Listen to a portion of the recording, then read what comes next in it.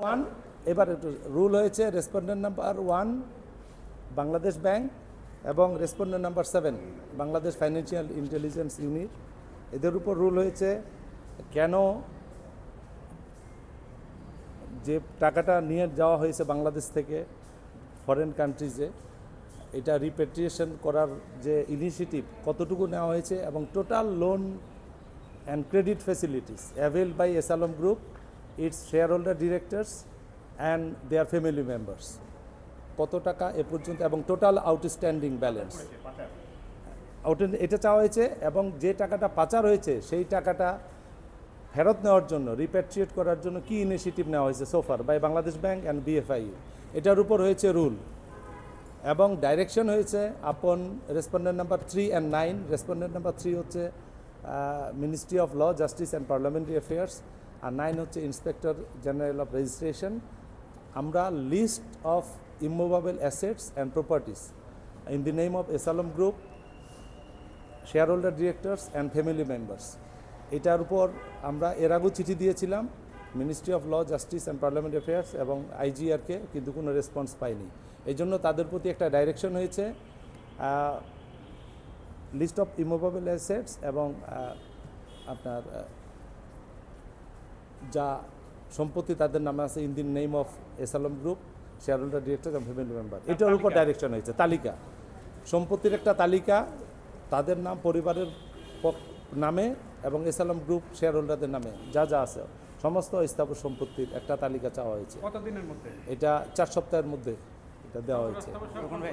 সব জিনিসটাকে এইভাবে বলা যায় যে বিদেশে যে টাকাটা বাংলাদেশ ব্যাংক বিএফআইইউর উপর রুল হয়েছে, তারপর ডিরেকশনটা হয়েছে সম্পত্তির তালিকা Bangladesh ministry of finance, ministry of ল,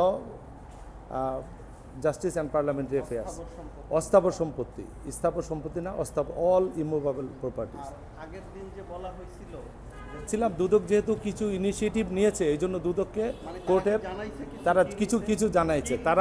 তারা যেটা জানিয়েছে সেটা বলছে যে একবার সুমোটো রুল একটা হয়, সেই রুলের তো আলটিমেটলি জানেন অ্যাপিলেট ডিভিশনের অর্ডারে এটা ডিসচার্জ হয়ে যায়, কিন্তু একটা ডাইরেকশন ছিল করতে পারবে যদি এসিসি, বিএফআইইউ, বাংলাদেশ ব্যাংক কোনো ইনভেস্টিগেশন করতে চায় করতে পারে।